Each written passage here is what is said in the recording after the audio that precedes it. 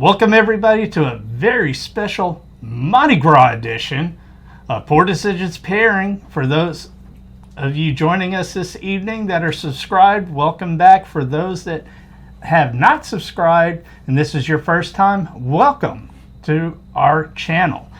Today, Mary, what do we have on the table? We got some Meleck Cask Strength. Yeah. In lieu of this 12th day, because Mardi Gras is a religious celebration. Okay, tell us about it. Well, there's a lot of different things that we do during Mardi Gras for the celebration, which it's a Catholic celebration, and it comes from France. And one of the stories is even about the king cake. How you get the king cake, and it basically shows the roundabout way that the wise men went to find the baby Jesus.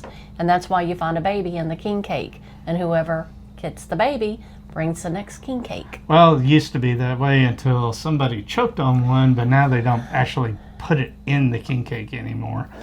Yeah, warning labels and all that. Now it's a bigger baby. Much bigger baby. All right.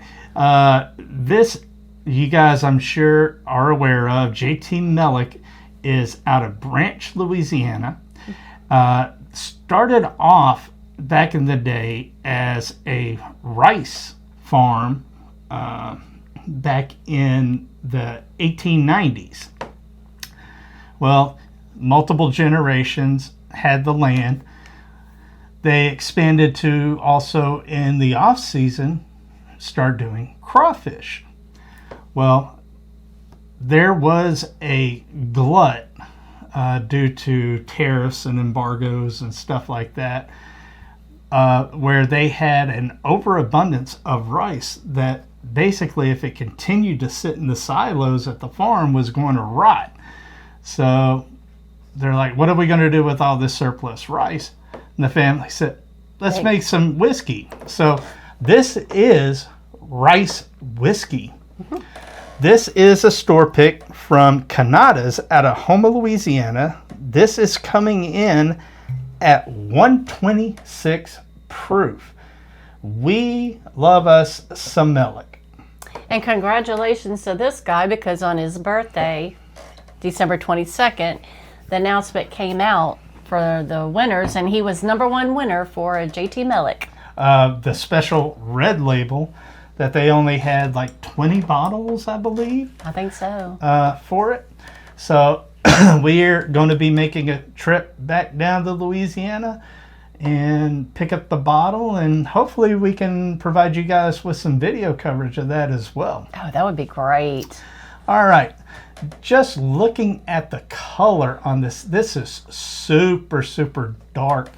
Let me see if there's an age statement on this somewhere.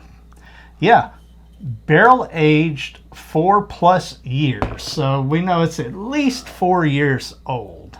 Man, it's good and good color for 4 years, I tell you. And it is very viscous. The nose on it's really nice. Not really ethanol, a little dusty. I see why so many people confuse this with a bourbon that have never had this before. Because that dustiness comes across almost like corn dust. Yeah, it does. But it's a little sweeter note, so oh yeah, you get, it's almost up there with a wheater on the sweet. Yeah, but there's not a funk on this. And a lot of wheats do have a funk to them. This one's just clean. It's very smooth, and the proof. For 126, it doesn't hit 126. This hits like 105 proof. Yeah, this is. It is that smooth, and I don't get a prickly tongue, which I would normally get at 120 plus proof. But this coats the mouth very well. I mean, the mouthfeel on this is outstanding. It's almost buttery in a way, or oily in the mouth. I've actually had some bottles of Wild Turkey 101 that are drink hotter than this. Right. But with this one, It's almost like you get a burnt sugar on the finish. Yes. But the finish, it's not a super long finish. It transitions from that, it's like a brulee sugar almost. Yes. And then it kind of transitions to where you just have kind of like a peppery note. Yeah, peppery, but then all of a sudden it just kind of fades out on you. It doesn't stay long. But I mean, this is a wonderful, wonderful pour. And for me, I'm thinking just a solid bowl of red beans and rice would just pair wonderful with this. It's got that peppery note that you like that would go with the red beans. Yeah. And that burnt, that sweetness. It's a burnt sugar, definitely on the palate. Yeah. But I'm not getting it.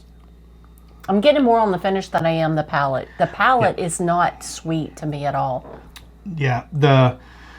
Well, I mean, in the front there is some sweetness. You get it on the tongue, but then it transitions over to that oily, rich, almost buttery type. To with me, the pepper note. it's a little more savory. Yes, very savory. That's why on this right here, keeping it Mardi Gras themed, Louisiana themed, I'm going to look at a po' boy. Your choice, either a roast beef po' boy or a shrimp po' Shrimp boy, yes. or even an oyster would be great. With this right here, it would complement the vegetable in the sandwich, and it's not super heavy, so it would pair very well with I that. like that pairing. Yeah. Very much. As far as a cigar, you could do almost anything on this. A slightly sweet wrapper would go very well with this. I kind of think like a vanilla flavor would go good because it down that finish with that brulee.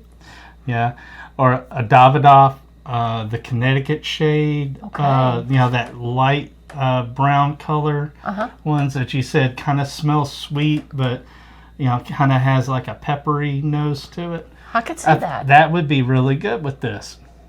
All right, down below, let us know what your thoughts are on JT Meleck, especially the single barrel cask strength. And if you haven't already, we invite you to subscribe to the channel, hint, hint, and give us a thumbs up for continued content as we roll on the next couple of weeks on the special Mardi Gras editions of our channel. Yep. So look forward to seeing what we pair with Mardi Gras for the next 6 weeks after this one. Yeah. And be looking for us coming for a live stream for our 1 year celebration on YouTube coming soon. Yeah. All right. I think that'll do it for us today, Mary. Remember, we just have this one life to live. So always make it about family, good friends, and great whiskey. Till next time, our friends. Cheers.